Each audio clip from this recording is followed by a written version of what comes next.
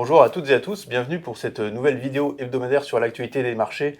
Alors une actualité spéciale, vous l'avez noté bien évidemment, on a eu une attaque conjointe entre Israël et les États-Unis sur l'Iran ce week-end. C'est pour ça que je suis aujourd'hui avec Benjamin Louvet, directeur de la gestion des matières premières. Bonjour Benjamin. Bonjour Geoffroy.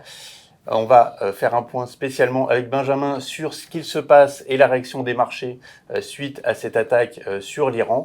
Mais je reviens quelques instants avec vous sur la réaction des marchés, on va dire un petit peu à chaud. On a eu des marchés actions qui ont baissé légèrement lundi à l'ouverture, que ce soit en Europe à peu près de 2%, et des marchés américains qui se sont finalement bien tenus, et des taux qui ont remonté légèrement également. Alors, on a évidemment des analyses à chaud. On a encore des évolutions assez fortes ce matin sur les marchés actions et sur les marchés de taux. Mais ce qui va être assez important, c'est d'analyser ce qu'il se passe sur les prix du pétrole notamment et sur les prix des matières premières. Alors Benjamin, peux-tu nous donner ton analyse sur la réaction des prix du pétrole notamment et sur le prix des matières premières, s'il te plaît ?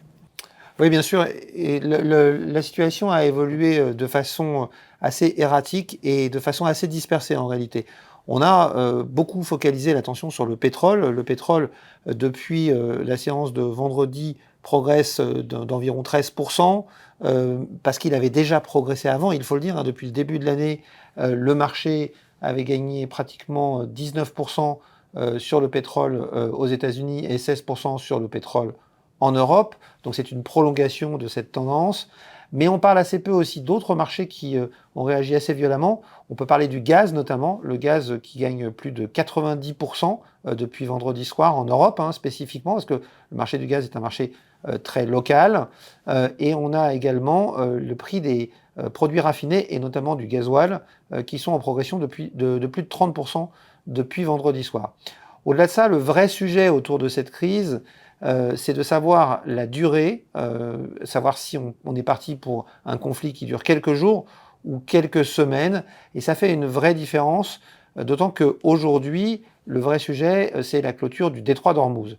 Le détroit d'Ormuz est une voie par laquelle circule plus de 20% du commerce mondial de pétrole, mais également environ 30% du commerce mondial de gaz.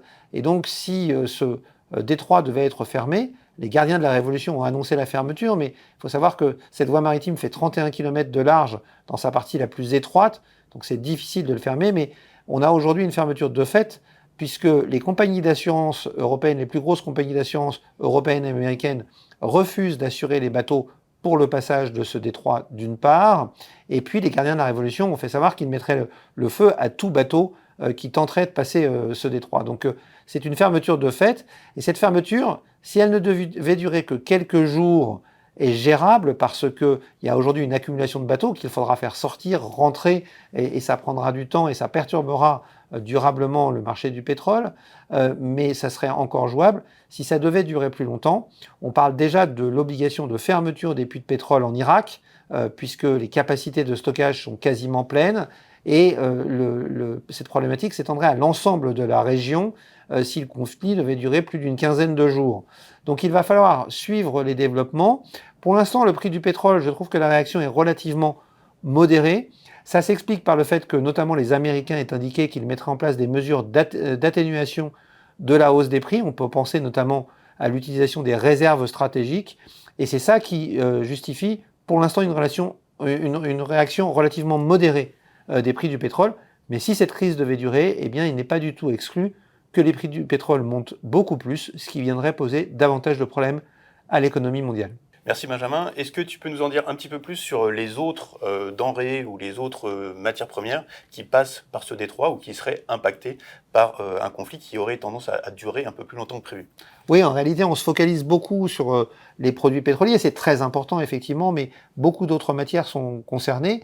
On peut citer au premier rang l'aluminium. La zone produit à peu près 8% de l'aluminium mondial, et donc cet aluminium ne pourra pas atteindre le marché. Il faut savoir que, hormis les pays du Moyen-Orient, le plus gros producteur d'aluminium, c'est la Chine. Donc pour aujourd'hui, un certain nombre de pays qui cherchent à se défaire de la souveraineté chinoise sur l'approvisionnement en métaux, ça peut poser un gros problème.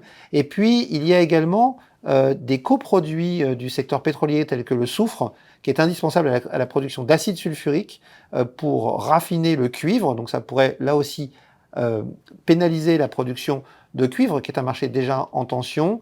Et 50% du soufre passe par ce détroit d'Ormuz. Et puis, encore plus important, j'ai envie de dire, parce que ça touche à la sécurité alimentaire, on a environ 40% des fertilisants nécessaires à la production agricole, alors que l'on rentre dans la saison des plantations dans l'hémisphère nord, qui passe par ce détroit d'Ormuz. Donc beaucoup de perturbations à venir si cette fermeture du détroit d'Ormuz de fait devait se prolonger. Merci Benjamin. Donc vous l'aurez compris, les enjeux principaux sont sur les prix des matières premières et du pétrole en particulier. Maintenant, les marchés sont bien évidemment impactés, que ce soit les marchés actions ou les marchés de taux. Alors un petit mot sur les taux, puisque c'est vrai que la réaction peut paraître un petit peu étonnante. Les taux ont tendance à remonter depuis les événements du week-end. On pourrait se dire que les taux devraient baisser puisque ce sont des valeurs refuges, notamment les taux américains. Aujourd'hui, le marché considère que les risques sont plutôt inflationniste plutôt que récessif, mais bien évidemment, en compte tenu de la durée du conflit, le marché pourrait craindre des effets récessifs sur la croissance américaine ou européenne.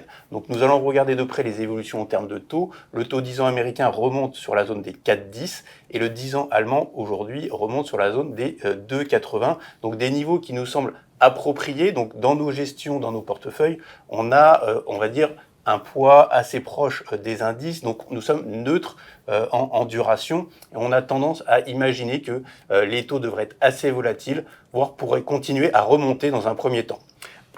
Sur les perspectives des banques centrales, on a également des remontées d'anticipation. C'est important de le souligner, puisque ce n'est pas forcément intuitif également.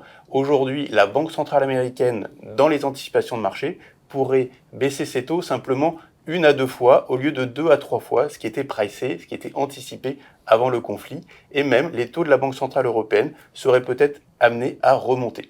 Donc voilà, des taux qu'il faut surveiller et pour l'instant pas un caractère de valeur refuge sur la partie obligataire. Des spreads de crédit également qui se tendent légèrement mais qui restent, on va dire, sur des niveaux raisonnables. Donc une prudence sur toutes les classes d'actifs et une allocation, on va dire, qui va rester proche de la neutralité en termes de recommandations. Voilà, je vais m'arrêter là pour cette vidéo. Merci encore Benjamin Merci pour ton Geoffroy. intervention. Je vous souhaite à toutes et à tous une très bonne semaine et nous vous tiendrons informés bien évidemment des évolutions pour les marchés financiers et pour vos portefeuilles. En vous remerciant. Bonne journée.